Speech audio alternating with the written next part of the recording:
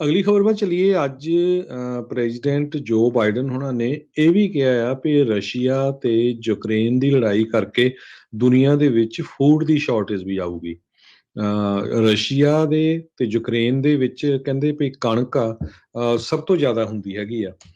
ਸੋ ਇਹ ਲੜਾਈ ਕਰਕੇ ਇਹਦੇ ਤੇ ਬਹੁਤ ਜ਼ਿਆਦਾ ਅਸਰ ਪਊਗਾ। ਸੋ ਇਸ ਨੂੰ ਦੇਖਦੇ ਹੋਏ ਯੂਐਸ ਦੇ ਵਿੱਚ ਪ੍ਰੈਜ਼ੀਡੈਂਟ ਬਾਈਡਨ ਉਹਨਾਂ ਨੇ ਇਹ ਕਿਹਾ ਵੀ ਜਿਹੜੇ ਐਗਰੀਕਲਚਰ ਫੀਲਡ 'ਚ ਹੈਗੇ ਆ, ਜਿੱਥੇ ਜਿੱਥੇ ਕਣਕ ਉੱਗਦੀ ਆ ਉੱਥੇ ਇਸ ਦੀ ਪ੍ਰੋਡਕਸ਼ਨ ਹੋਰ ਵਧਾਈ ਜਾਵੇ। ਤੇ ਇਸੇ ਤਰ੍ਹਾਂ ਆਪਣੇ ਗੁਆਂਢੀ ਮੁਲਕ ਕੈਨੇਡਾ ਦੇ ਪ੍ਰਾਈਮ ਮਿਨਿਸਟਰ ਜਸਟਿਨ ਟਰੂਡੋ ਨੂੰ ਵੀ ਉਹਨਾਂ ਨੇ ਇਹ ਕਿਹਾ ਹੈਗਾ ਆ ਵੀ ਕਣਕ ਦੀ ਪ੍ਰੋਡਕਸ਼ਨ ਕੈਨੇਡਾ 'ਚ ਵੀ ਬਹੁਤ ਹੁੰਦੀ ਆ, ਉੱਥੇ ਵਧਾਈ ਜਾਵੇ। ਕਹਿੰਦੇ ਵੀ ਰਸ਼ੀਆ ਦੇ ਯੂਕਰੇਨ ਵਿੱਚ ਐਂਟਰ ਹੋਣ ਤੋਂ ਬਾਅਦ ਜੇ ਦੇਖਿਆ ਜਾਵੇ ਐਗਰੀਕਲਚਰ 12% ਵੀਟ ਜਿਹੜੀ ਐਕਸਪੋਰਟ ਹੁੰਦੀ ਹੈ ਦੋ ਮੁਲਕਾਂ ਤੋਂ ਹੁੰਦੀ ਆ। ਸੋ ਇਹਦਾ ਬਹੁਤ ਜ਼ਿਆਦਾ ਅਸਰ ਯੂਰਪ ਦੇ ਉੱਤੇ, ਏਸ਼ੀਆ ਤੇ ਅਫਰੀਕਾ ਦੇ ਉੱਤੇ ਪਊਗਾ, ਇਨਕਲੂਡਿੰਗ ਉਹਨਾਂ ਨੇ ਕਿਹਾ ਵੀ ਸਾਡੇ ਮੁਲਕ ਦੇ ਵਿੱਚ ਵੀ ਪੈ ਸਕਦਾ ਹੈਗਾ ਆ। ਜੀ ਅਗਲੀ ਜਿਹੜੀ ਹਰਜੋਤ ਸਿੰਘ ਜੀ ਗੱਲ ਕਰਦੇ ਜਾਈਏ, ਜਸਟਿਸ ਸੁਪਰੀਮ ਕੋਰਟ ਦੇ ਜਸਟਿਸ ਕਲੈਰੈਂਸ ਥਾਮਸ, ਉਹਨਾਂ ਦੀ ਜਿਹੜੀ ਵਾਈਫ ਗਿਨੀ ਥਾਮਸ ਆ, ਉਹਨਾਂ ਦੇ ਜਿਹੜੇ ਕੁਛ ਟੈਕਸਟ ਆ ਉਹ ਹੁਣ ਸਾਹਮਣੇ ਆਏ ਆ, ਜਿਹੜੇ ਇੱਕ ਟਾਈਮ ਦੇ ਉੱਤੇ ਰਾਸ਼ਟਰਪਤੀ ਟਰੰਪ ਦੇ ਜਿਹੜੇ ਚੀਫ ਆਫ ਸਟਾਫ ਰਹੇ ਮਾਰਕ ਮੈਡੋਜ਼, ਉਹਨਾਂ ਦੇ ਦਰਮਿਆਨ ਜਿਹੜੇ ਉਹ ਟੈਕਸਟ ਸਾਹਮਣੇ ਆਏ ਆ ਵੀ ਕਿਸ ਤਰੀਕੇ ਦੇ ਨਾਲ ਇਹਨਾਂ ਦੋਨਾਂ ਦੇ ਵਿੱਚ ਇਹ ਗੱਲਬਾਤ ਚੱਲੀ ਵੀ 2020 ਦੀ ਇਲੈਕਸ਼ਨ ਦੀ ਓਵਰਟਰਨ ਕਰਨ ਦੇ ਜਿਹੜੇ ਐਫਰਟਸ ਆ ਉਸ ਨੂੰ ਲੈ ਕੇ।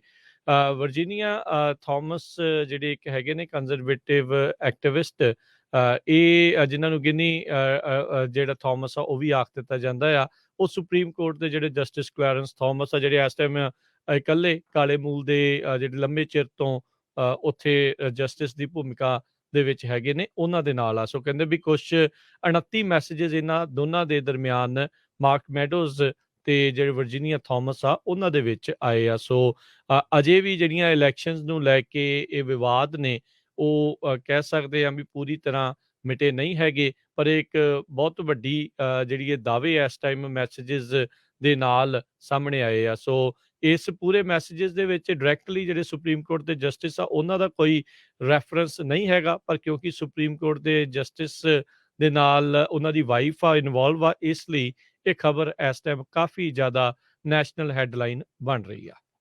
ਜੀ ਅਗਲੀ ਖਬਰ ਵੱਲ ਚਲੀਏ। ਕੈਲੀਫੋਰਨੀਆ ਦਾ ਇੱਕ ਬੰਦਾ ਹਵਾਈ ਦੇ ਵਿੱਚ ਜਦੋਂ ਉਹ ਇੱਕ ਹੋਟਲ ਦੇ ਵਿੱਚ ਬਾਲਕੋਨੀ ਤੇ ਚੜ ਰਿਹਾ ਸੀ, ਆਪਣੇ ਰੂਮ ਦੀ ਬਾਲਕੋਨੀ ਤੋਂ ਦੂਜੀ ਬਾਲਕੋਨੀ ਨੂੰ ਜਾ ਰਿਹਾ ਸੀ, ਤੇ ਉੱਥੇ ਉਹ ਡਿੱਗ ਪਿਆ ਤੇ ਜਿੱਥੇ ਉਸ ਦੀ ਮੌਤ ਹੋ ਗਈ ਹੈਗੀ ਆ। ਯੂਜ਼ਲੀ ਕਹਿੰਦੇ ਪਈ ਹਵਾਈ ਦੇ ਵਿੱਚ ਲੋਕਾਂ ਦੀ ਮੌਤ ਡੁੱਬਣ ਦੇ ਨਾਲ ਹੁੰਦੀ ਹੈਗੀ ਆ, ਕਿਉਂਕਿ ਉੱਥੇ ਬੀਚਸ ਹੈਗੇ, ਲੋਕ ਘੁੰਮਣ ਫਿਰਨ ਜਾਂਦੇ ਆ। ਪਰ ਜਦੋਂ ਬਾਲਕੋਨੀ ਤੋਂ ਡਿੱਗ ਕੇ ਉਹ ਬਹੁਤ ਘੱਟ ਫਿਗਰ ਹੈਗੇ ਆ।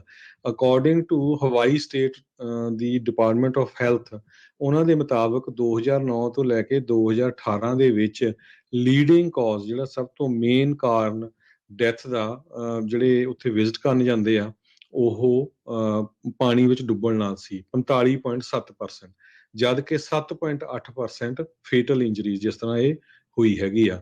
87 ਦੇ ਕਰੀਬ ਕੈਲੀਫੋਰਨੀਅਨਸ ਦੀ ਮੌਤ ਹੋ ਚੁੱਕੀ ਆ ਹਵਾਈ ਦੇ ਵਿੱਚ ਇਹਨਾਂ ਸਾਲਾਂ ਦੇ ਦੌਰਾਨ, ਜਿਹੜੇ ਮੈਂ ਤੁਹਾਡੇ ਨਾਲ ਡਿਸਕਸ ਕੀਤੇ ਹੈਗੇ ਆ। ਸੋ ਇਹ 39 ਸਾਲਾਂ ਦਾ ਬੰਦਾ ਜਿਹੜਾ ਕਿ ਸਦਰਨ ਕੈਲੀਫੋਰਨੀਆ ਤੋਂ ਹਵਾਈ ਨੂੰ ਵਿਜ਼ਿਟ ਕਰਨ ਗਿਆ ਸੀ, ਤੇ ਸ਼ੈਰਟਨ ਵੈਕੀਕੀ ਰਿਜ਼ੋਰਟ ਦੇ ਵਿੱਚ ਸੀਗਾ, ਤੇ ਇੱਕ ਪੂਲ ਡੈਕ ਦੇ ਵਿੱਚ ਮੰਗਲਵਾਰ ਸਵੇਰੇ ਉਹ ਆਪਣੀ ਬਾਲਕੋਨੀ ਤੋਂ ਨਾਲ ਦੀ ਬਾਲਕੋਨੀ 'ਚ ਜੰਪ ਕਰਨ ਦੀ ਕੋਸ਼ਿਸ਼ ਕਰ ਰਿਹਾ ਸੀ, ਜਿੱਥੇ ਕਿ ਉਹਦੇ ਫਰੈਂਡ ਸੁੱਤੇ ਹੋਏ ਸੀ, ਤੇ ਉੱਥੋਂ ਉਹ ਡਿੱਗ ਪਿਆ, ਤੇ ਜਦੋਂ ਡਿੱਗ ਪਿਆ ਤੇ ਉਸ ਦੀ ਮੌਤ ਹੋ ਗਈ।